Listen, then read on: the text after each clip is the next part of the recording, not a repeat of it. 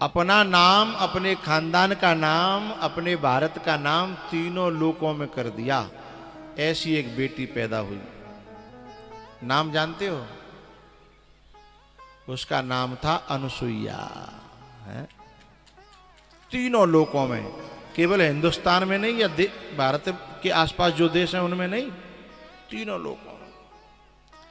लेकिन हुआ क्या, उसका यश, उसकी खुशबू इतनी फैली कि ऊंचे गद्दी पर बैठे हुए लोगों को सहन नहीं हुई। जो फूल की जो खुशबू होती है, फूल की खुशबू, वो उस दिशा में जाती है जिस दिशा में हवा लेकर के जाती है।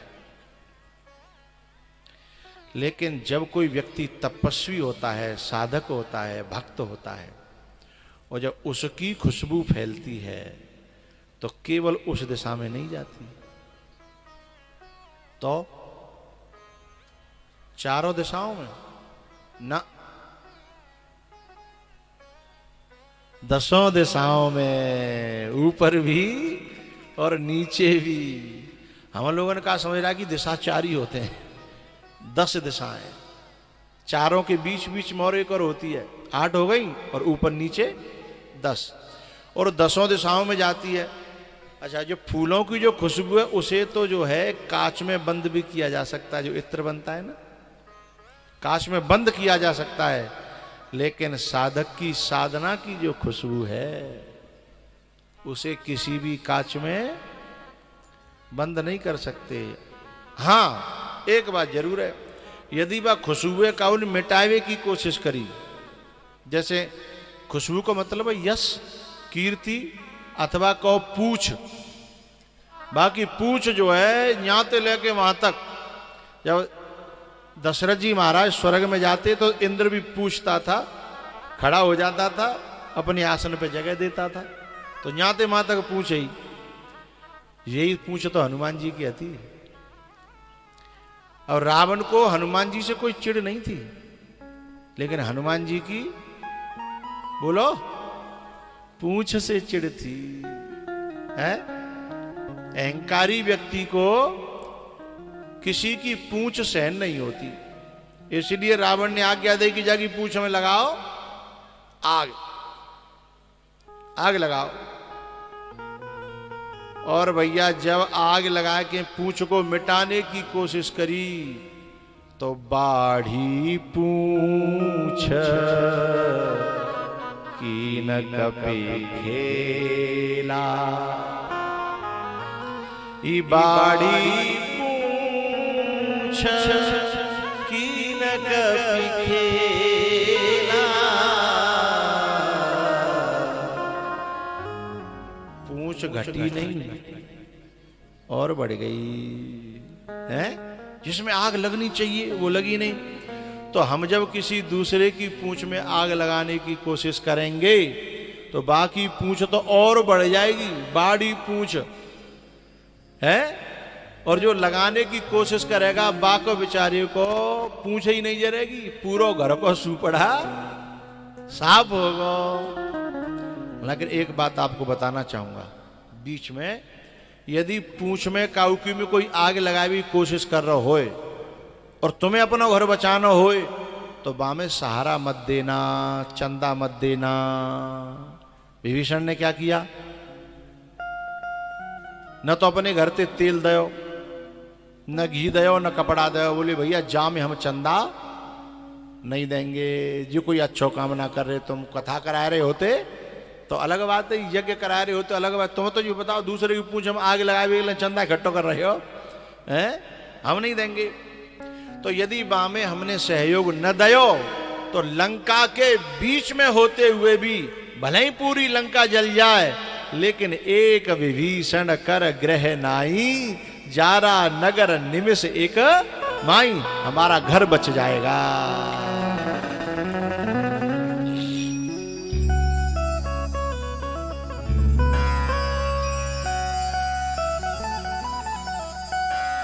जारा नगर निमिष एक माही, जारा जारा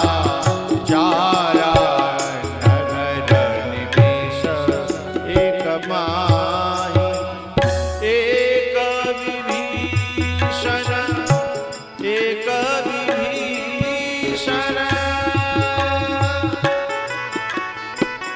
कर ग्रह नाहि,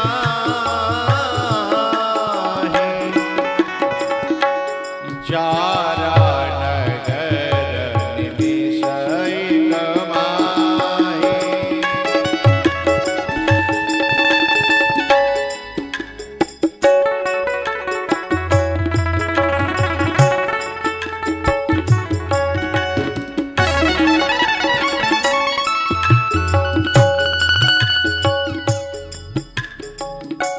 ऊंच निवास नीच करतूति, ऊंच निवास नीच करतूति।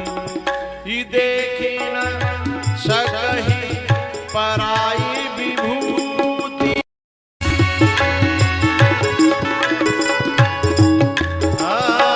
देखी न सकहि पराई विभूति। ऊंच निवास नीच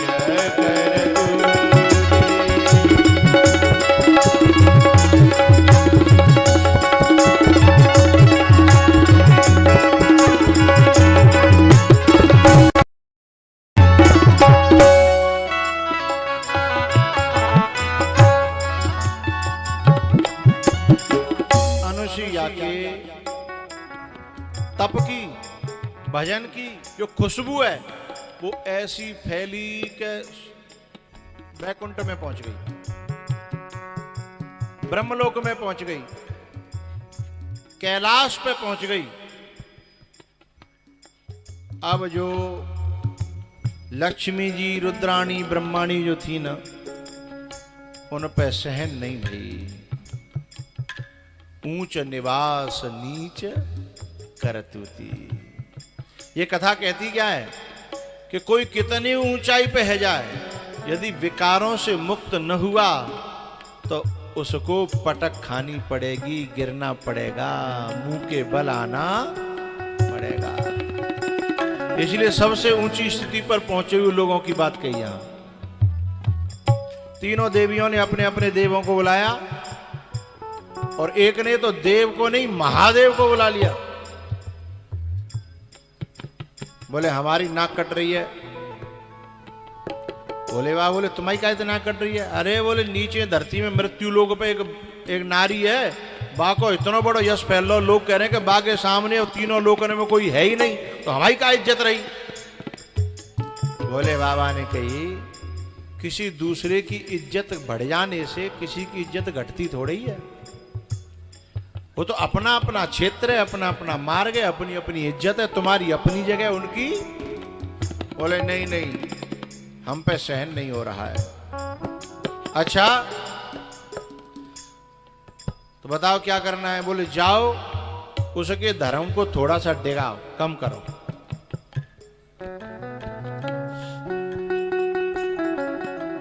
अब तीनों देव जई प्रकार से अपनी देवियों ने समझाए, और तीनों जब चलने लगे, गैल में मुलाकात है कि तुम कहां जा रहे हैं? बोले वहां। अरे बोले वहां तो हम ही जा रहे हैं। तुम कहां जा रहे हैं? बोले वहां। अरे बोले वहां तो हम ही जा रहे हैं। फिर एक दूसरे से बताई कि काय काय के लिए जा रहे हैं? बोले जय काम के लिए जा रहे हैं। तीनों अनुसुईया के द्वार पे पहुंचे। भिक्षाम देही,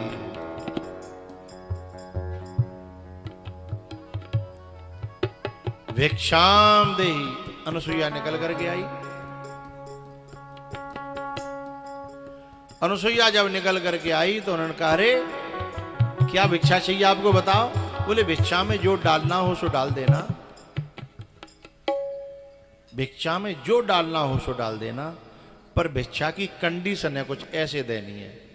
बोले बताओ कैसे देनी है? बोले निर्वस्त्र होकर के। अब केवल निर्वस्त्र, ये कोई उस अनुसुईया को कोई टच नहीं कर रहे थे। केवल हमारे यहां धर्म में यदि नारी अपने शरीर के अंगों को किसी को दिखा भी देती है तो उसका धर्म डिग जाता है, पतित हो जाती है। इसलिए जहां में तुमने बड़ी बूढ़ी देखी होंगी, वे ऐसी कपड़ा पहनती हैं कि पूरे हाथ ढके हों, पूरे पांव ढके हों, क्योंकि अपने अंगों का प्रदर्शन करने से नारी का धर्म खत्म होता है और उसके शरीर के प्रदर्शन करने से अपना धर्म खत्म होता है और दूसरे की बुद्धि खराब हो जाए है, उसका पाप भी उस नारी को लगता है। लेकिन जो गलत विचारों की, जो गलत संस्कृति की या गलत मान्यता की जो नारियां होती हैं, वो ज्यादा शॉर्ट से शॉर्ट कपड़े पहनने का स्वभाव बनाती हैं और उसे फैशन समझती हैं और उसमें अपने आप को ये समझती हैं कि हम थोड़ा सा हाई फाई लोग हो गए। क्या हो गए? Hi fi.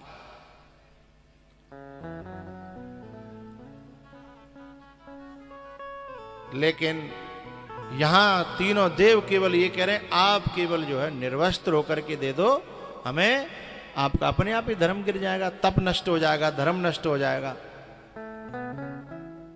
अनुसुईया जी ने 1 मिनट की देर नहीं लगाई, तुरंत का बिल्कुल मिलेगी, कोई समस्या नहीं है, बिल्कुल मिलेगी। उन्होंने हाथ में जल लिया और कहा, यदि आज तक मैंने जिंदगी में, अपनी जितनी उम्र है, मैंने आज तक किसी में दोष न देखा हो, बुराई न देखी हो, अब इससे तीनों चीजें हो गई, न देखी न सुनी न कही। क्योंकि देखेंगे ही नहीं तो बोलेंगे ही नहीं, सुनेंगे ही नहीं। तो मैंने किसी की बुराई न देखी हो, न बोली हो, न सुनी हो, ऐसी कोई माँ यदि हो ना, तो उसके सामने देवताओं को भी झुकना पड़ेगा। जल लिया और कहा कि यदि मैंने किसी की बुराई अब तक के जीवन में न देखी हो, न बोली हो, न सुनी हो, न कही हो, तो ये तीनों देव इसी क्षण बालक बन जाएं और तीनों के तीनों बालक बन जाएं।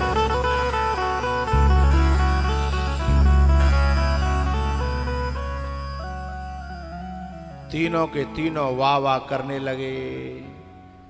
आए थे नंगा करने हैं? और खुद नंगे हो गए। जो तो कु कांटे बबे, तू बबे बाकू फूल, तो कू फूल के फूल हैं बाकू। आए थे नंगा करने, तीनों के तीनों नंगे पड़े हैं। माता ने खूब भिक्षा दी। अब जिन्होंने भेजे थे वे बड़ी चिंता में थी कि लौट के आ रहे होंगे, सांझ है गई, रात है गई, रात भर सोई नहीं। क्यों मैया? लल्लू के पापा तुमने कहा गलत काम के लिए भेजे हों तो चिंता तो होगी, है? पूरी रात बीत जाए तो तुमको नींद आएगी? नहीं आवेगी। दूसरा दिन आएगा, तीसरा दिन आएगा। अम्मा पहुंचे नारद जी, अब बड़ी परेशान तीनों के तीनों। बोले बाबा कहूँ पतो ठिकाना हतो का हमारे बिन को? बोले हाँ हतो है। अरे तो बताओ कहाँ है, कैसे हैं? बोले बे तो मर गए। लक्ष्मी जी बोले मर गए? ऐसा तो हो ही नहीं सकता। बोले है तो ना सकत, पर तुम जैसे ने चक्कर हम पड़ेंगे तो होगा। बात समझ में आ रही है ना? वो हो तो नहीं सकता, पर जिस दिमाग में तुमने गंदगी भर के जिस काम के लिए भेजा था, इसलिए उनका सब छीण हो गया। बोले सांच माच मर गए? बोले हाँ, उन्हें तो जन्म ले लो दूसरो, नेक नेक सी हैं, अभी तो वाह वाह करें, नंगे धंगे परी हैं। अब विश्वास नहीं हो रहा लक्ष्मी जी को, क्योंकि जब हनुमान जी ने अशोक वाटिका में जब अंगूठी पटकी थी वृक्ष से, तो अंगूठी को देख करके तुरंत सीता जी को आया कि माया ते अस रच नहीं जाई और जीत को सके अजय रघु राई। उन्हें कौन मार सकता है? और माया से ऐसी बनाई नहीं जा सकती, तो यहां कैसे आ गई? तो लक्ष्मी जी भी सोचने लगी कि उनको कोई मार तो सकता नहीं है। पर बोले नारद झूठ भी नहीं बोलते हैं, दोनों बातें सत्य कैसे हो जाएंगी? बोली बाबा सही सही बताओ, पूरी बात बताओ, का भयो? फिर पूरी बात बताई कि ऐसे ऐसे अनसुईया ने जल लिया और जल जो है ऐसे कह के छिड़का और तीनों के तीनों नंगे पड़े पलना में। अब तो तीनों घबराएंगे, बोले बाबा अब क्या होगा? तो भाई हमें मिलेंगे नहीं? बोले मिल सकते हैं, एक तरीका है। बोले क्या? बोले तरीका ये है कि तुम भी जो अपने पतियों की तरह भिखारिन बन के जाओ और भिक्षा में तीनों को मांग लोगी तो शायद वो, क्योंकि उन्होंने भिक्षा देने के लिए ना करना नहीं सीखा, उनके मुंह से ना नहीं निकलती। और अनुसुईया तो छोड़ो, ये बात तो हमारे देश की हर माता के अंदर है, इनके मुंह से ना नहीं निकल पाता। कोई यदि मांगवे आ जाए, कोई भिक्षुक भिखारी संत है तो ना नहीं निकलता, चाहे अपने पास होए चाहे खुद भूखी रह लेंगी, लेकिन कोई आएगो तो भूखे जाएगो नहीं। इनका स्वभाव अभी भी है। तीनों देवियों ने कहा आज के बाद हम कभी ऐसा नहीं करेंगे। एक पंक्ति है बड़ी प्यारी, गाने की नहीं है। हमारी अफवाहों के धुएं उन्हीं इलाकों से उठते हैं। यदि बात समझ में आए तो ताली बजाना, न समझ में आए तो फिर आराम से बैठे रहना। मैं समझ लूंगा कि कितने लोगों की समझ में आई है। हमारी अफवाहों के धुएं उन्हीं इलाकों से उठते हैं जहां हमारा नाम सुनते ही आग लग जाती है। 90% समझ में आ गया है? अब अनुसुईया जी ने कहा ठीक है, तुमने मेरी बात मान ली, अब जलोगी नहीं तो फिर अपने अपने पतियों को ले जाओ। अब बे तो नंग धड़ंगे पर आता है, यूं नहीं समझ में आ रही कौन सी को कौन सो है। अब अनुसुईया वो तीनों देवी बोली कि ले कांते जाए, जब पता तो पन्ना रही और ऐसो कहूं धोखो नहीं है जाएगा काऊ के बदले में काऊ को आ जाए। तो बोले अब क्या करूं? तब तीनों देवियों ने कहा हमारे तो जैसे पहले हतकाए, बोलो बोलो, वैसे ही कर दो, बना दो। फिर अनुसुईया जी ने जल लिया और कहा कि यदि मैंने अपने जीवन में किसी भी पुरुष को गलत भाव से आज तक न देखा हो, भाई पुरुष तो हैं दुनिया में दिखेंगे डोलेंगे, लेकिन भाव कभी बिगड़ा न हो, भाव कभी पवित्र अपवित्र न हुआ हो, तो ये तीनों देव जैसे आए काए वैसे ही है। जहां जैसे जल छिड़को सुई टाड़े है।